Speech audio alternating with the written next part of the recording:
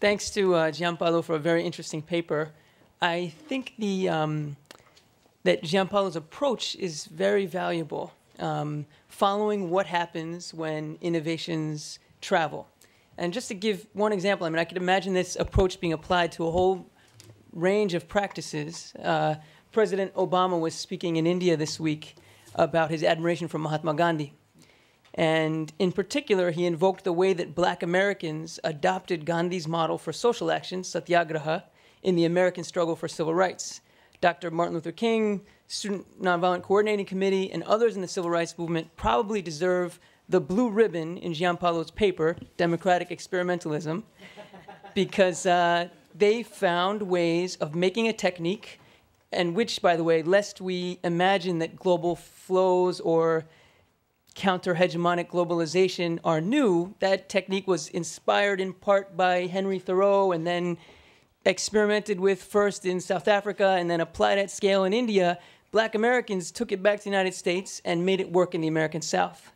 On the other hand, Obama's invocations of Gandhi rang a bit hollow last week, in part because India as a nation has moved so far from Gandhian philosophy, but also, more particularly, I think, because many believe that civil disobedience has spun out of control in contemporary India. There is now a kind of hartal mania, with a strike every month for one reason or another that ultimately obscures deliberation rather than forcing deliberation. And perhaps the contemporary incarnation of satyagraha in India fits with Peru among Gianpaolo's cases. Good technique, but applied in bad faith.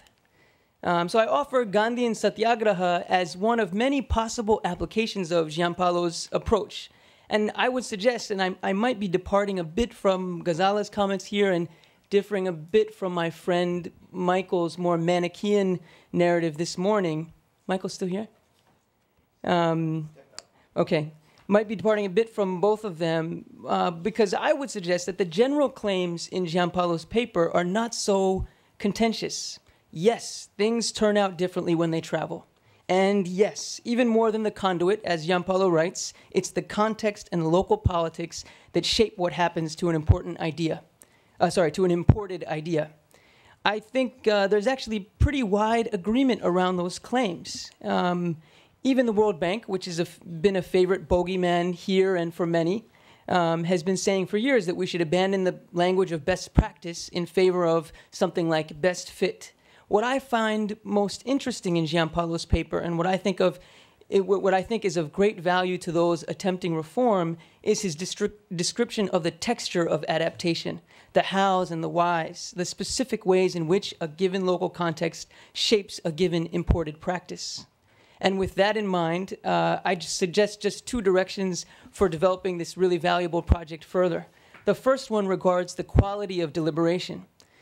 The formal structure of participatory budgeting, I've actually never been to Brazil, but as far as I can tell, the formal structure of participatory budgeting is actually not that unique, right? Each neighborhood holds discussions, and then they elect delegates who come together and negotiate a list of priorities, and then investments are made according to that list. That actually doesn't sound radically different from the way the United States Congress works. But what has struck observers of Porto Alegre and of other successful experiences with participatory budgeting is that there's a distinct quality to the deliberation.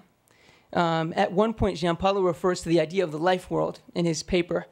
Communication in the life world, according to Husserl and Habermas, is different from the horse trading that characterizes most political decision-making.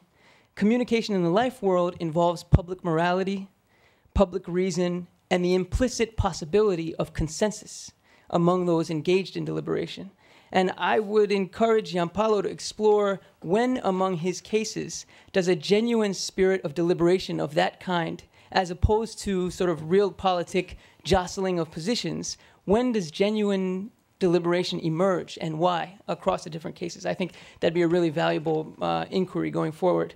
My second suggestion involves the relationship between democracy and technical expertise, and it sounds like this came up just before I walked in. The reason that the systems colonize the life world, to use the language of Habermas and others, is because they're so much more complicated than they used to be. The state, the market, the sciences, each has evolved its own rationality and its own language, and often these languages are incommensurable from one another. So it's hard to find an epistemological space from which one can make sense of all these different systems at once. That's why we've got what Robert Dahl calls polyarchies rather than democracies in the Athenian sense. But as Gianpaolo points out, not only in this paper but elsewhere, participatory budgeting is a fascinating example of direct democracy in a polyarchic world. The original Porto Alegre model was largely about small infrastructure investments, a road, a drain, and perhaps those things are simple enough for all citizens to deliberate on. But Gianpaolo mentions that in the Caramangibe, is that how you pronounce it? In the Caramangibe case, for example, that the concept of participatory budgeting is applied more broadly to governance and administration. And I think it would be very worthwhile to explore how, in situations like that one, where the sort of scope of participatory budgeting grows beyond very simple things like roads and drains, I think it'd be very valuable to explore how the democratic practice of participatory budgeting interacts with technical knowledge. How are non-experts, ordinary folks, able to make meaningful decisions on matters that involve specialized expertise? The administration of health services, for example, which you mentioned in the paper, or municipal water supply. And how does this interaction between democracy and technical knowledge differ across the cases you observed? So those are my 2 suggestions. Thanks again to the organizers and for a really interesting paper.